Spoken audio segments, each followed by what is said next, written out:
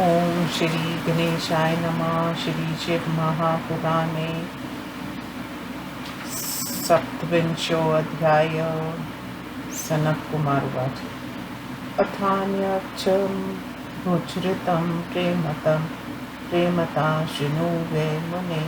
यस्य श्रवणमात्रेण शिवभक्ति दृढा भवेत्। शङ्खचूडाभिदो वीरो दानवो देवकण्टका। यथा शिवेन निहतो दण्डमूर्धिं त्रिशूलता। तच्छम्भुचरितं दिव्यं पवित्रं पापनाशनं। शृणु व्यास सुसंविद्या वचन सुस्नेहत्सत्त्व। मरीचेस्तनयो धातु पुत्रो य कश्यपो मुनिः। सधर्मिष्ठ सृष्टिकर्ता विख्यात प्रजापति। दक्षप्रीत्या ददौ तस्मै निजकन्यास्त्रायो दशा। तासां प्रसूतिप्रसम्भनाकथ्या बहुविस्तृता। यत्र देवादिनिखिलं चराचरं भूजगत् विस्तरा तत्प्रवक्तं च प्रक्षमोऽस्ति त्रिलोकके। प्रस्तुतं शृणु वृत्तान्तं शम्भुलीलान्वितं च यत्। तदेव कथयामि यत् शृणु भक्तिप्रवर्धनम्। तासु कश्यपतनयेषु धनुस्तेव कावराङ्गना। महारूपवती साध्वी पतिसौभाग्यवर्धिता। आसंस्तस्या धनुपुत्रा बहवो बलवत्तरा। तेषां नामानि नोच्यन्ते विस्तारभयतो मुने। तेषवेकोऽप्य विप्रचितस्तस्तु महाबलपराक्रमः। तत्पुत्रो धार्मिको दम्भो विष्णुभक्तो जितेन्द्रिये। नासीत् तत्तन्यो वीरस्तत्तचिन्तापरोऽभवत्। शुक्राचार्य गुरुं कृत्वा कृष्णमन्त्रं वाप्य च तपश्चकार परं पुष्करे लक्ष्यवर्षकम्। कृष्णमन्त्र जजापेव दृढं बद्ध्वासनं चिरं। तपा प्रकुर्वतस्तस्य मूर्धनो निःसृत्य प्रज्वलत् विस्सार च सर्वत्र ततेजो हि सुदुस्सहम्। तेन तप्तासुरा सर्वे मुनयो मन्वस्तथा। सुनासीरं पुरस्कृत्य ब्राह्मणं शरं ययुः। प्रणम्य च विधातारं दातारं सर्वसम्पदां। तुष्टुभुविर्कला प्रोचु स्ववृत्तान्तविशेषता। तदा कर्णे विधातापि वैकुण्ठैर्ययो सह। तदेव विज्ञापयितुं निखिलेन हि विष्णवे।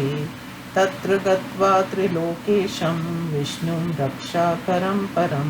प्रणम्य तुष्टुः सर्वे करो बद्ध्वा विनम्रका। देवावोचु देव न जानीमो जातं कि कारणं तिव्यः। सन्तप्ता सकला जाता सतेजसा केन तपत्तात्मना त्वं विता। दीनबन्धो नुजीविनां रक्ष रक्ष रमानाथ। शरणया शरणागतान्। सनत्कुमार उवाच। इति श्रुत्वा वचो विष्णु ब्रह्मादीनादिवोकसाम्। उवाच विहिसन् प्रेम्णा शरणागतवत्सला। विष्णुरुवाच। सुस्वस्था भवताव्यरा न भयं कुरुतामरा। नपो प्लवा भविष्यन्ति लयकालो न विद्यते। दानवो दम्भनामाहि मद्वत्कुरुते। तपा पुत्रार्थी शमयिष्यामि तमहं वरदानता। सनत्कुमार उवाच। इत्युक्तास्ते सुरा सर्वे धैर्यमालम्ब्य वे मुने। ययुर्भरामदे सुस्था स्वस्वधामानि सर्वशः। अच्युतोऽपि वरं दातुं पुष्करं सञ्जां। सज्जकामः तप्क्षरति यत्रासो दम्भा दम्नामाधिदानवा तत्र गत्वा वरं ब्रूहीतयुवाच परिसान्त्वयन् गिरासुनृत्या भक्तं जपन् स्वमनु हरि तच्छ्रुत्वा वचनं विष्णो दृष्टां तं च पुरा स्थितं प्राणारन्नामहाभक्तया तुष्टाव च पुनः पुनः दम्भुवाच देवदेव नमस्तेस्तु पुण्डरीकविलोचना रमानाथ त्रिलोकेश कृपां कुरु ममोपरि स्वभक्तं तनयं देहि महाबलपराक्रमं त्रिलोकजयिनं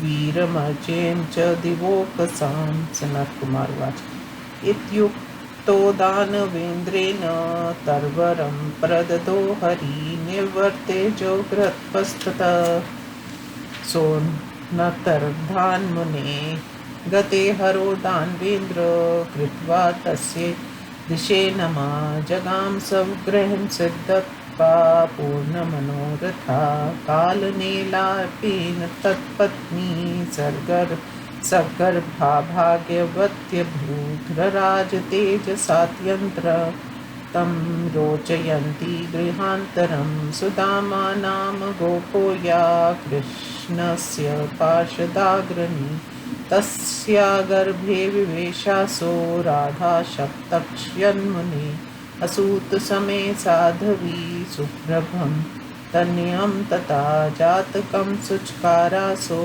पिता हूय मुनीन् बहून् उत्सवासुं महान् नासीत् सिंजाते द्विजोत्तमः नाम चक्रे पिता तस्य शङ्खचूडेति सिद्ध्यने पितुर्गे गहे सवृविधे शुक्लपक्षे यथा शशि शैशवेभ्यस्तविद्यस्तु स बभूव सुदीप्तिमान् स बालक्रीडया नित्यं पित्रो हर्षं ततानः प्रियो बभूव सर्वेषां कुलजानाविशेषता।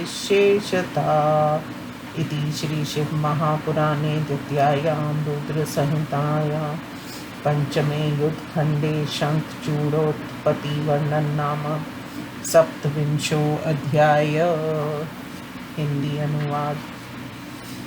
सनत कुमार जी ने कहा, हे मुनि, इसके बाद शिव जी के और चरित्र को भी प्रेम से सुनो, जिसके सुनने मात्र से शिव भक्ति दृढ़ हो जाती है। देवताओं के लिए कांटे के समान शंखचूड़ नामक दैत्य को जैसे शिव जी ने युद्ध भूमि में त्रिशूल से मारा, शिव जी के उस दिव्य पवित्र एवं पापनाशक चरित्र को हे व्यास जी प्रेम से सुनिए। मैं आपको आदर के साथ सुनाता हूँ। ब्रह्मा जी के पुत्र मरीचि, उनके पुत्र कश्यप जी धर्मात्मा, सृष्टिकर्ता तथा ब्रह्मा के आज्ञापालक थे। दक्ष प्रजापति ने उन्हें अपनी 13 कन्याएं पत्नी के रूप में दी। उनकी अनेक संतानें हुई, जिनकी गणना विस्तार के भय से यहाँ नहीं की जा रही है।